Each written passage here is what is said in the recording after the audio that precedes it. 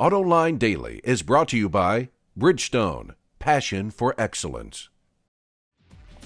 This is Autoline Daily for Tuesday, June 8th, 2010, and now the news. While the market for new cars gets all kinds of coverage in the media, the used car market is often ignored, even though in terms of volume and money, it's much bigger. And in the U.S., for example, the used car market is red hot. Auto Remarketing reports that used car prices at auction have risen for 6 consecutive months. And last month was the 3rd month in a row that used car prices set a record. It all has to do with the drop-off in new car sales. There just aren't as many good used cars available. Dealers and auction houses complain that used car inventory is now the lowest it's been in 35 years. If you're going to be an executive at a Japanese car company, you're going to be much better off working for Nissan. Bloomberg reports that directors at Nissan are making 4 times more than their counterparts at Toyota and 3 times more than those at Honda. And yet, Toyota and Honda reported higher profits than Nissan. Those directors at Nissan will earn about $1.5 million, which is far less than what they would earn at an American or European company. In regulatory filings, General Motors disclosed it will give its top 12 executives stock worth an average of $2 million per person. Speaking of GM, yesterday I said it seemed like GM was trying to hide its latest management appointments because it did not publicly report them. That prompted GM to contact Autoline Daily, saying it was not at all hiding these appointments. It said these were merely internal changes, with no one being fired or leaving the company, and that it did notify company employees. But here's why I said what I did. GM has gone through enormous management upheavals, both last year and this. It put out press releases on all of them, including changes at much lower levels, like appointing a director for network support and another for portfolio planning. So when the company deliberately avoids announcing management changes involving senior vice presidents in charge of significant operations like powertrain, that makes me sit up and pay attention. You know, anytime a large corporation does not want the media to be aware of something that's going on, that is the tip-off. There's a good story behind it. And speaking of good stories, Honda's dealing with yet another strike in China. Bloomberg reports that employees at a supplier company walked out yesterday demanding higher pay. Last month, Honda settled a strike by giving workers at another plant a 24% pay raise. Could this be the sign of labor trouble in China? Ford announced that it now offers a catalog of more than 9,000 reproduction parts to vehicle restorers. The lineup spans nearly a century, with components available for the 1909 Model T all the way to the present. In fact, the program is so comprehensive that an enthusiast can actually construct a new vintage Ford using reproduction parts.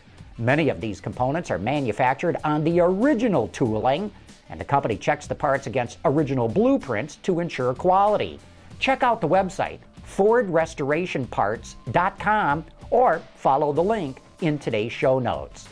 Georgia-based sports car builder Panoz just released teaser shots of its newest model called the Abruzzi Spirit of Le Mans. This radically styled two-door is hand-built and should deliver 600-plus horsepower. Its curvaceous body is built out of a multi-layer polymer material called REAMS, which is short for Recyclable Energy-Absorbing Matrix System, that Panoz claims is lighter than carbon fiber, but just as strong. The company is really putting the limited in limited edition. Only 81 Abruzzi Spirit of Le Mans vehicles will be produced because it corresponds to the number of Le Mans races that will have taken place between the inception of the event in 1923 and the race to be held in 2013, which presumably is when the Abruzzi will come out. Coming up next, it is time for a Recall Roundup. We'll be back in just a matter of seconds. Introducing Bridgestone's 3rd generation of run-flat tires with groundbreaking new Bridgestone technologies.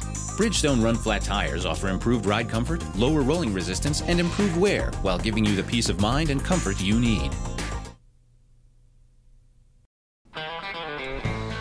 You know what that sound means? Saddle up, partner. It's time for a Recall Roundup. Yoo-hoo! We got a whole mess of problems to report on. First up, the Dodge Caliber and its sister vehicle, the Jeep Compass. Just like Toyota, Chrysler's recalling these twins because of sticky accelerator pedals. Surprisingly, the parts were built by CTS Automotive, the same company that supplied Toyota with pedal assemblies, but these have a different problem. Next, we got some bad news from Honda. ACURA is recalling almost 1,900 ZDX crossovers because the passenger side airbag may not deploy in a crash. CADILLAC is recalling nearly 600 SRX crossovers with the 2.8-liter turbocharged engine. Seems that if a driver puts regular in instead of premium like the owner's manual and the filler door tells you, the engine can start knocking. So what you say? Driven aggressively, it could break a piston or a connecting rod. Whoo! Nothing worse than having your horse shot out from under you. Ford's recalled more than 33,000 vehicles for bad seat recliners. In a crash, seat backs could fall backward, increasing the risk of injury. If you drive a Fusion, Milan, Explorer, Explorer Sport Track, or Mercury Mountaineer, watch out! All of you Lamborghini Murcielago owners, pay attention. If you got an 07 or an 08, your car is being recalled for a bad fuel pump support bracket. The welds holding it inside the fuel tank can break, leading to a fuel leak and a possible fire hazard. Woohoo! That'd make for one hot car. Last, we got one for the kiddies. WWJ reports an Ohio company is recalling a whopping 2.5 million ride-on toy cars. The plastic handles on the Step 2 push-around and whisper ride buggies can break off, allowing the stroller to roll away with no means of control. Yikes for the tykes!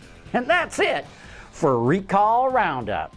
You know, there are literally new recalls announced every single week, and yet the quality of cars has never been better. It's just a reflection of the consumer-oriented society that we live in today. And that is it for today's news in the global automotive industry. Thanks for watching. We'll see you tomorrow.